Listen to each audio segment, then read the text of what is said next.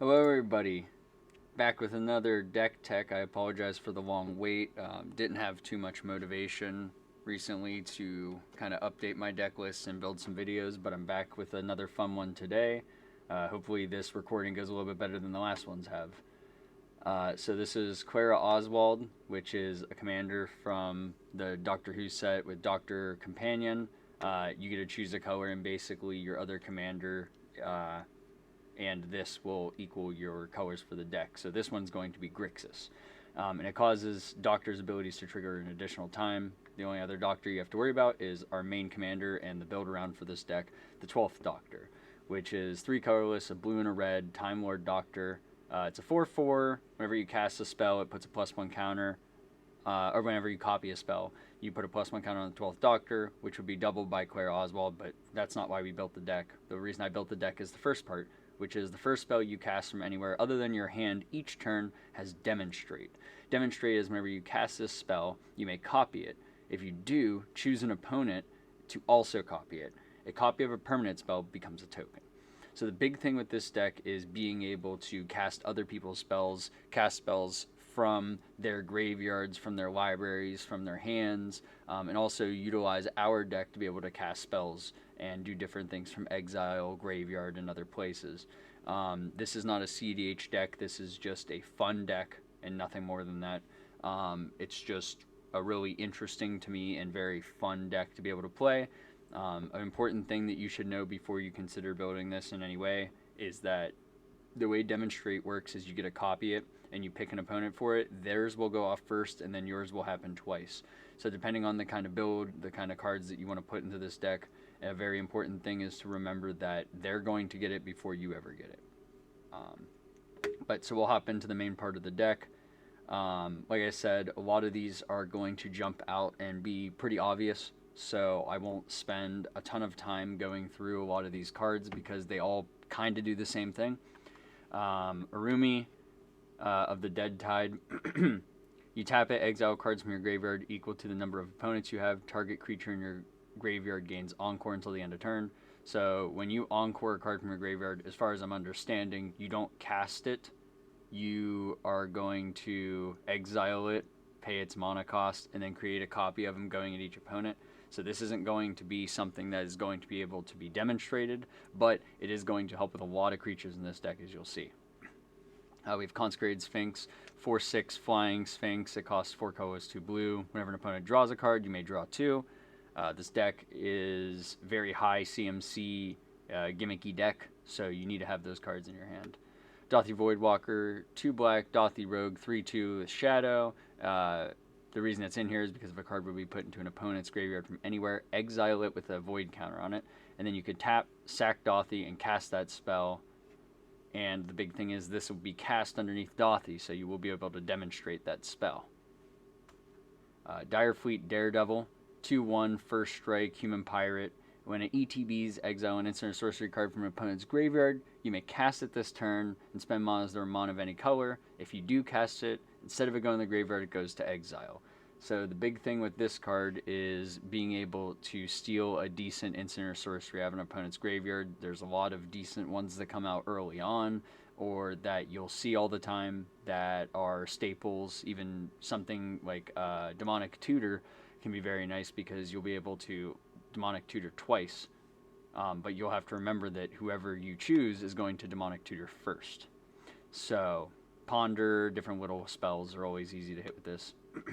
Dockside Extortionist, colorless, red, Goblin Pirate, 1/2. ETBs create treasures equal to the number of artifacts and enchantments your opponents control. I was able to cast this from my graveyard before and demonstrate it and create copies of it on top of that, so there is some shenanigans that can happen with Dockside, but it's usually in there to help you ramp out your commanders and to get out the big spells. Like I said, there's a very high CMC on this deck, so it helps to get your commander out, which is the whole point of this entire deck. Darog Necromancer, I believe that's how you say it. 3 colorless, 1 black, zombie cleric, 4/4. It's a snow creature. Whenever a creature dies, an opponent controls dies, exile it with an ice counter on it, and then later you can cast those things by spending snow lands. So this is just a good way to be able to steal a creature out of someone's graveyard that actually wouldn't be in the graveyard. It's actually exiled with the ice counter on it, so it's a little bit of graveyard hate. It kind of feels the deck. It's a nice piece to this deck.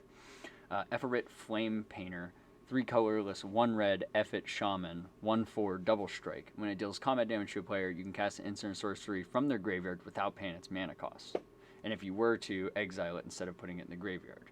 So this is a nice piece to be able to hit somebody and cast a nice spell. This is also just a good piece in general to steal a giant spell that someone already has in their graveyard. And it can be a political piece because you can swing it at somebody and promise that you'll choose them to be the person that you demonstrate with.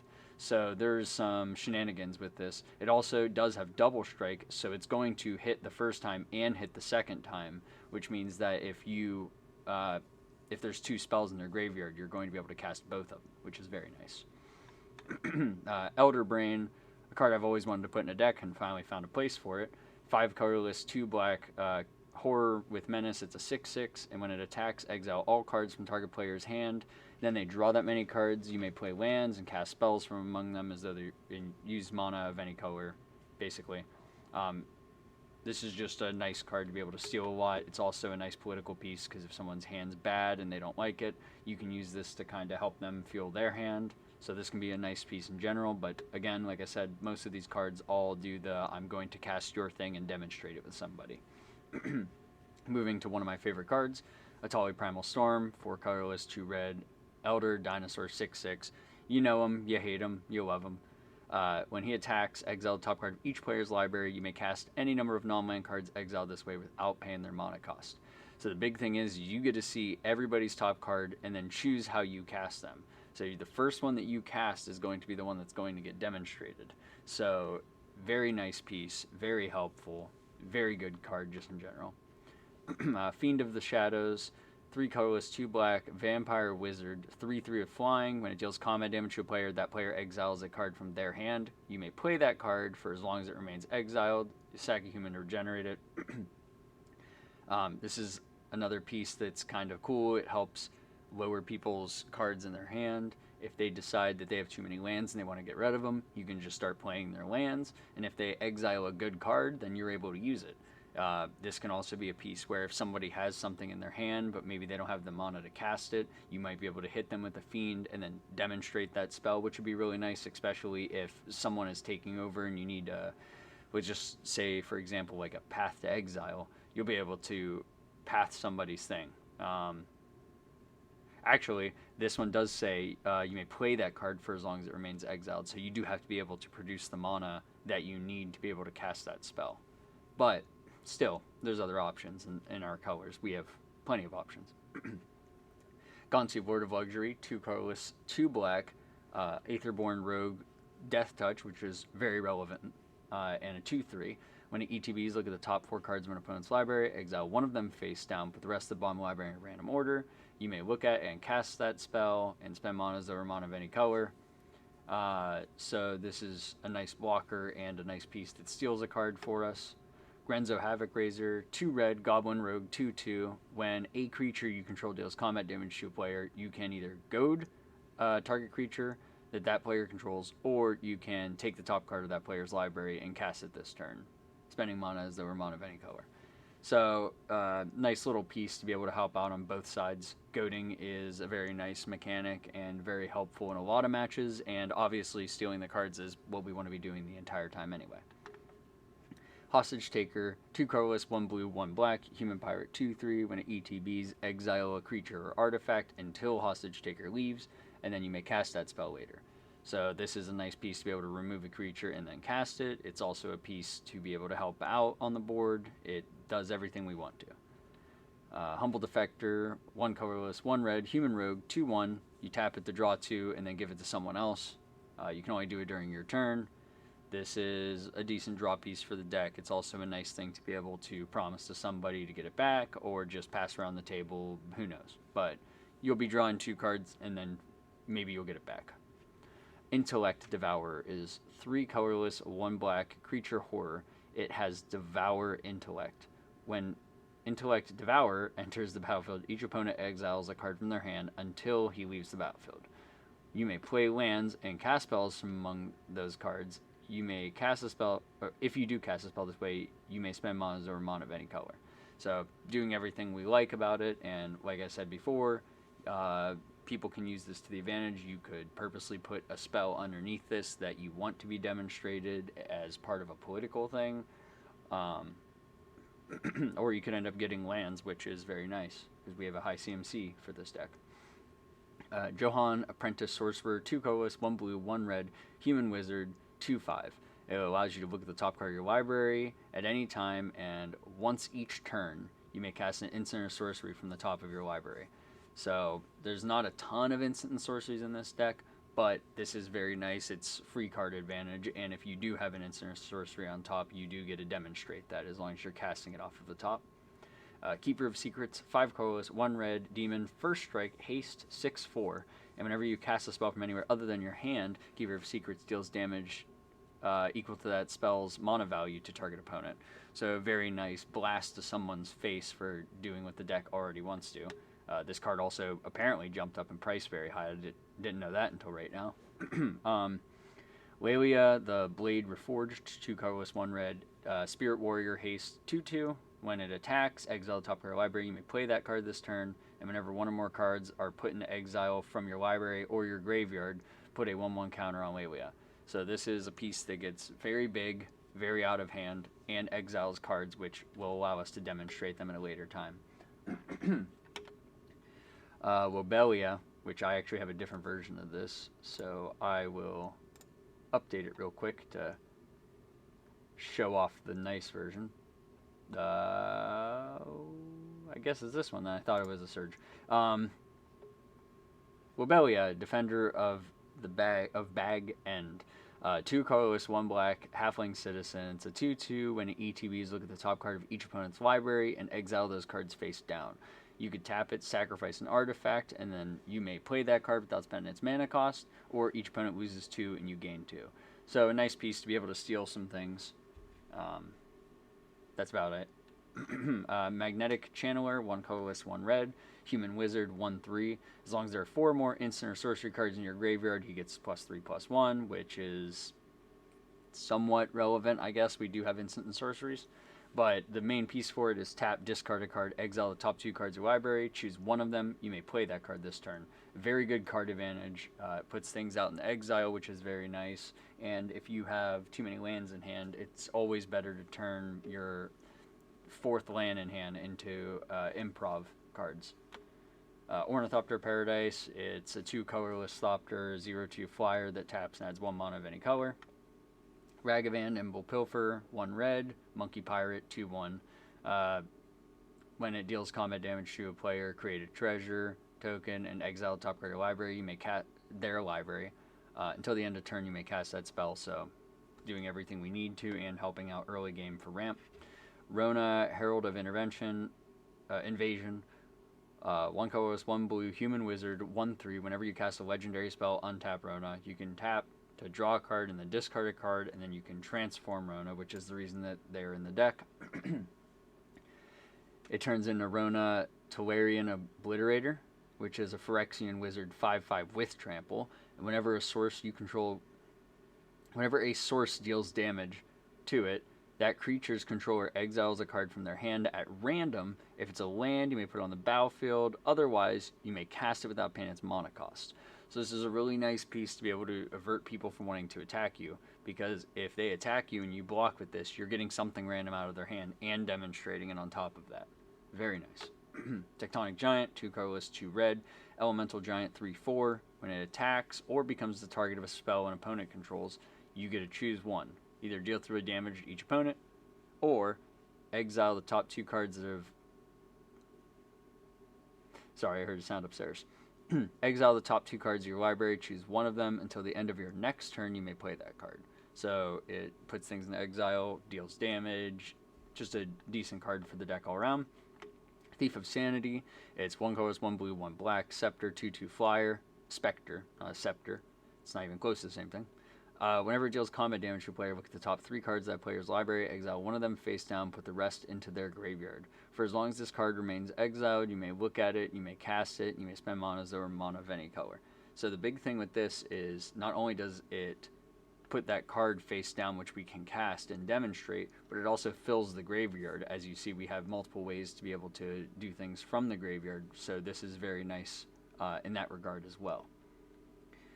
Wildfire Devils, it's 3 colorless, 1 red, devil 4/2. When it ETBs and at the beginning of your upkeep, choose a player at random. That player exiles an instant or sorcery card from their graveyard. Copy that card. You may cast that copy without paying its mana cost. So this is a very good card. The only thing that I've thought about with this card that I've considered taking it out, but it's never really been an issue yet, is this is at the beginning of your upkeep. So if there are maybe low-level spells, or if you were looking to demonstrate a better spell out of your hand, this is technically going to be the first spell that would be cast. But the thing is that it does say you may cast that spell without paying its mana cost. So, I don't know. This deck is very early on. I'm testing a lot of these cards out, so maybe I'll make an update in the future if I decide to change this deck around too much. And the last creature is Rexel the Risen Deep. 3 colorless, 2 blue, 1 black, Kraken, 5/8 with Island Walk and Swamp Walk on it. So a very big, versatile creature just right there. But whenever it deals combat damage to a player, you may cast, target, insert sorcery card from that player's graveyard without paying its mana cost. If it were to be cast, exile it instead. So, another good way to do all that. So as you can see, all of the creatures are pretty general. They're all doing pretty much the same thing or around the same thing. They're all trying to do something with a different place other than our hand, or they're giving advantage for us. We'll move on to the sorceries now. So this is kind of mostly general cards, but there's a couple in here that are really interesting, so I'll try to blow past the ones that are very generic, and I'll try to showcase the ones that are more interesting. So Breach the Multiverse is one of the most interesting spells I've been able to cast in Magic probably ever, but especially in this deck. So for 5 colorless and 2 black, each player mills 10 cards. For each player, choose a creature or planeswalker card in that player's graveyard, put them onto the battlefield. Then each creature that you did that to becomes a Phyrexian in addition to its other types. So I have been able to cast this with Joda, as I was saying, or whatever, Johan, because this was on the top of my library because of Personal Tutor down here. So I put Breach the Multiverse on top, cast it, and demonstrated it with someone else. So they did get to pick a creature from everybody's graveyards out of those choices and the 10 cards that were milled. But I got to mill another 10, choose again, mill another 10, and then choose again, netting me 8 creatures in total, which eventually led to me being bullied out of the game fairly. They tried to do many things to be able to stop me after that point, but the only thing that would have really stopped at that point would have been board wipe. So this is one of the very, very fun cards to be able to play in this deck. Expressive Iteration is a blue and a red. Look at the top 3. You can put 1 in your hand, 1 on the bottom, and then exile another card, and you may play it this turn. So this is a nice way to be able, for 2 mana, to put whatever you would like out there and then cast that spell and demonstrate it. Feed the Swarm, destroy target creature. Enchantment, you lose life equal to that permanent's mana value. Nothing interesting there. Fevered Suspicion, very interesting card.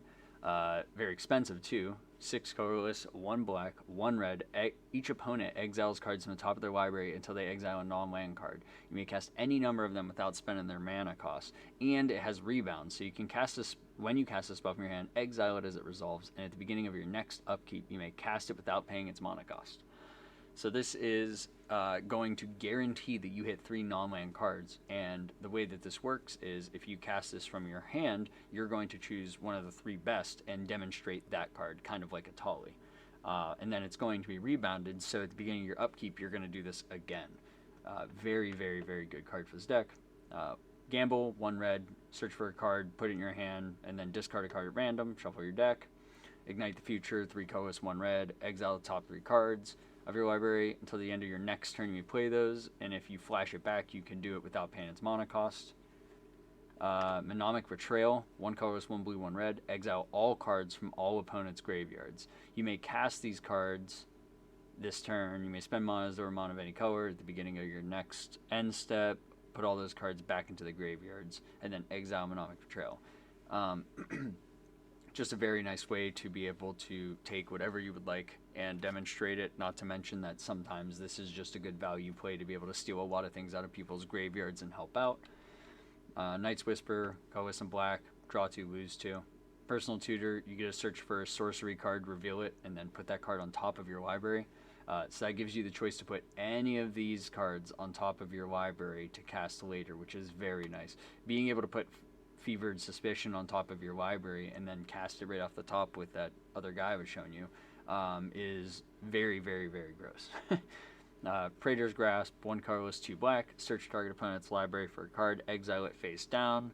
Then that player shuffles his or her library. You may look at it and cast it later on. Profane Tutor, you suspend it for 2, and then 2 turns later you get to tutor for a card and put it in your hand. Replication Technique, it has Demonstrator already on it. 4 colorless, 1 blue. Create a token that's a copy of target permanent you control. This is the card that I was talking about earlier when I said I was able to cast Dockside from the graveyard, demonstrate it, and then I was able to cast Replication Technique to then create 2 more copies of the Dockside. And I actually was able to do it where I asked the other person what they would like to copy, and they said they wanted a copy of Dockside. So when they created a copy of Dockside, my other 2 Docksides created even more treasure, to the point where I stopped even counting how many it was because I knew it was well over 100, and this deck doesn't need that much mana. Throes of Chaos, 3 colorless, 1 red. It has Cascade, and it has Retrace, so you can cast it later on by discarding a card, discarding a land card, in addition to paying its cost, and it just Cascade, so just reveal cards from the top of your library until you hit something less than 4, cast it for free, which if you have your commander out, whatever you hit is going to be able to be demonstrated. So that's it for the sorceries, nothing too interesting there other than Breach and Fevered Suspicion. The instances, they're very straightforward, so I'll hit it on very quick. Chaos Warp, 2 colorless, 1 red, choose a permanent. Owner shuffles it in their library, reveals the top card, puts it in after they shuffle. Very standard removal. Drown in the Lock, blue and a black. You can either counter a spell with converted mana cost equal to lesser than or equal to the number of cards in that controller's graveyard, or destroy a creature that is the same way. So just a versatile removal piece or counter spell if we need it. Hurl Through Hell, which is actually very interesting for this deck. 2 colorless, 1 black, 1 red. Exile a creature until the end of your next turn. You may cast it and spend manas or mana of any type to cast that spell. So this is a good removal piece that also allows me to cast it later and demonstrate it with somebody. And then Vampiric Tutor, search for a card, put it on top, lose 2 life. We'll move down to the artifacts now. You're going to see Arcane Signet, Mana Crypt, Rakdos Signet, Soul Ring, Dimir Signet, Felwar Stone, Talisman of Dominance, Izzet Signet, and Jeweled Lotus, which are all very standard artifacts. There's nothing really to say about them. So I'll only hit on the 2 that are interesting out of these artifacts as to not waste your guys' time and bore you. Chaos Wand, which is a 3-drop artifact. You pay 4, tap it, and target opponent exiles cards from the top of their library until they hit an instant or sorcery, and you get to cast that for free.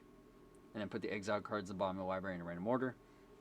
This is just a nice piece in general, last second if you need to cast something, if no one else has anything, if you need to just see what somebody has, and also you get to demonstrate it, which is very nice after you get to cast it.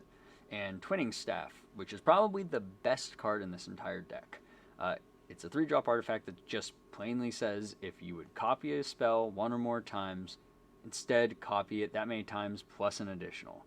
So every time you demonstrate that first spell for a turn, you're going to do it 3 times instead of 2. As if it wasn't already good enough to do it twice, you get to do it 3 times, which is pretty crazy. So that's the artifacts, pretty straightforward. We'll hop down to the enchantments. First off, we have Mystic Remora. You know it. I mean, there's nothing really to say. It's card draw. Outpost Siege, 3 colors, 1 red. When it enters, you get to choose Khans or Dragons, both of which are pretty relevant, but in this deck, it's mostly going to be about just the Khans, which is at the beginning of your upkeep, exile the top card of your library. Until the end of your turn, you may play that card. nice with being able to hit your land drop or at least cast it from exile, because why not if you can. And if it exiles a good card, then demonstrate it. Not sure why this one came up when I put the list in, but this is just for Phyrexian Arena. So at the beginning of your upkeep, you lose a life, draw a card. Not sure why that version popped up. Possibility Storm, which I have removed since I made this list. I only made it 7 days ago, but Possibility Storm was one of those cards that I played it, and I realized that my playgroup wasn't a big fan of it, and the whole point of this deck is just to be fun. Your mileage may vary, so if you're into the more wacky shenanigans and you really don't care that much about how your friends are going to feel, Possibility Storm might be right up your alley. It's 3 colorless, 2 red, enchantment. Whenever a player casts a spell from his or her hand, that player exiles it, then exiles cards from the top of the library until they exile a card that shares a card type with it. You may cast it without paying its mana cost, then you put all the rest on the bottom of the library in a random order. So if you cast your Mystic Remora, you just keep going until you hit something. Maybe you hit Outpost Siege. For 1 blue, you end up putting Outpost Siege out for free instead. So, and then you get it demonstrated, of course. That's why it was in here, but it didn't end up working out how I wanted to. Rhystic Study, enchantment. Whenever a player plays a spell, I get to draw a card unless they pay one. So pretty simple, just helps fill the hand up with cards. EDH deck building has a series where he would talk about cards that need to go in commander decks. And a long time ago, he talked about this card right here, which is Spellweaver Volute. And as soon as I saw it, I knew I had to buy it. I knew I had to find a deck for it. And I'm very glad that when I saw the spoilers that I saw this deck would be a perfect fit for it. So it's 3 colorless, 2 blue. It's an enchantment aura that enchants an instant card in a graveyard. So very, very unique card. Whenever you play a sorcery card, copy the enchanted instant spell. You may play it without paying its mana cost, and then remove the enchanted card from the game and attach Spellweaver Volute to another instant card in a graveyard. So any instant in any graveyard, you're able to enchant with this. If you would like, this could be the first spell that you're casting from exile, so you can demonstrate it. Or if you're already doing your own thing, just whenever you cast your next sorcery, even if you demonstrate that sorcery, you're going to be able to cast the instant as well. Very good, very unique card.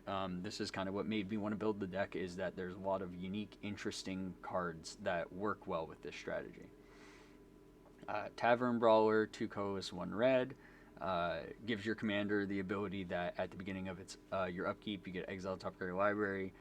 Your commander is going to get +X+0, where it's that mana value, and then you may play that card for turn. So, typical thing we're trying to do. Underworld Breach, 1 colorless, 1 red. Each non-land card in your graveyard has escape. You're going to escape. You're going to exile 3 cards and then pay its mana cost to be able to cast it. And at the beginning of each end step, sacrifice Underworld Breach. In that game where I breached the multiverse and demonstrated it, I actually had Underworld Breach in my hand for next turn, but somebody played a spell where you can't cast any spells 3 or less on their CMC, which kind of sucked. My plan was to Underworld Breach and then just start going bananas and throwing every single card from my graveyard out. Didn't end up working out that way, unfortunately. Valakut Exploration, 2 colorless, 1 red enchantment. When a land enters, you get an exiled top card. You may play that card for as long as it remains exiled. And if you choose not to, then at the beginning of your end step, if there are cards exiled with Valakut, you put them in your graveyard and then deal that much damage to each opponent. So just kind of a nice value piece in general. Helps do the thing that we want to, and also could deal some damage, which is relevant.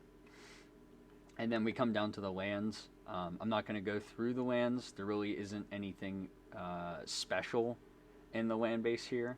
The only things that really matter is we are running snows on the basics because of the Durag Necromancer. He's just a good value piece for the deck, and there's no reason not to run the snows instead if you're going to. Other than that, every one of these are just basic lands that enter untapped, bounce lands back to my hand, fetches, snow duels. Nothing special to talk about in the land base.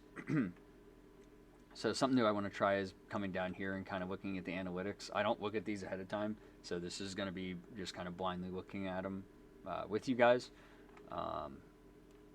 So number of cards, 15% with mono value 2. Okay, I'm a little surprised by that, but you can see my curve if that matters to you guys. As you can see, I use mostly red then black, then blue. Not surprised, but it's kind of what the deck is. Here is playtest hand in case it matters to you guys. I would not keep this. I would definitely be doing another hand. And then I would definitely keep this because it's got a lot of mana to be able to ramp out what I need. It has the Soul Ring to help out, and then the Channeler is going to help me get to what I need to faster as well. So this is the basic briefing of the deck. Like I said, if you're into a goofy idea, if you're into wild, big, explosive plays, then the 12th Doctor is a ton of fun. So far out of all the decks I've built recently, this is the one that I've had the most fun with, and I think my friends have also had the most fun with. Being able to cast those big spells from exile and demonstrate them with people creates goofy, weird games that end up more fun and memorable at the end of the day, which is why I play Magic. I play for those big, goofy plays. I don't really care if I win or not, and this is a perfect deck for me.